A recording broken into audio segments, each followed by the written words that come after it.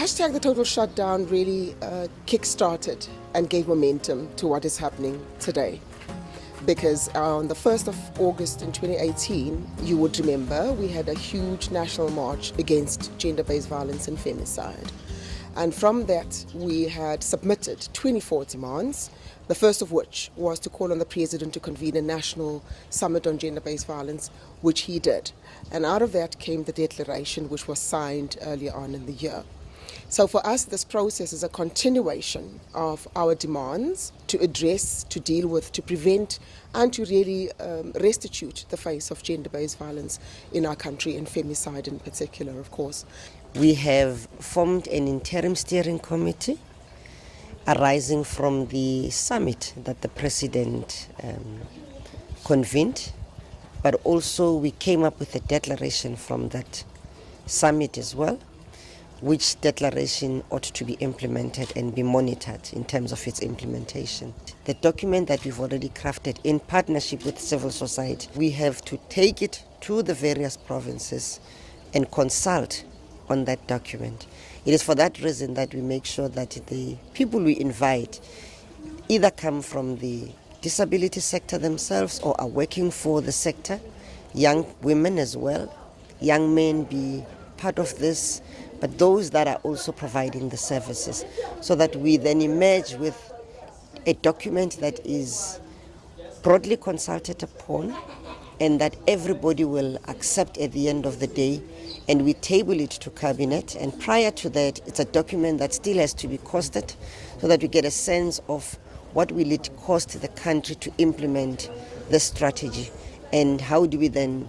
work on it over the 5-year period, 10-year period, and all of that. So we are hoping that when we leave this place, we will come here with a document at the end of the day that is broadly consulted upon and owned by everybody. And at the point of implementation, we are going to be successful. And when we are successful, it is our success as a collective. In the event it's not yielding the desired results, we are able to go back to the drawing board and take a few steps backward and check what is it that we didn't do right and how do we improve. The NSP, which is the National Strategic Plan, as you saw it, is a process that's led us to an interim structure, which we now want to see as a permanent structure in the form of a council, which council will then play a much bigger role in continuing the conversations, in making sure that our programs, both in government institutions and without the government institutions, in community and society generally, and be able to also play an oversight role to make sure that the changes that are put down as plans actually happen, and they are monitored and evaluated, and we can move forward into changing the dynamic in our society to one where women are safe, and it's not just on paper. So the discussions today for us are something that we really want to notch up as a success, and also as something that we are proud of, something that says to us, we're on the right track, we're doing the right things, we're getting responses, which is what we want to do. But we also are agitating for those that are sitting comfortably in their power positions, that are enabled to do so by patriarchy, to say to them, this cannot be, the situation is not tenable.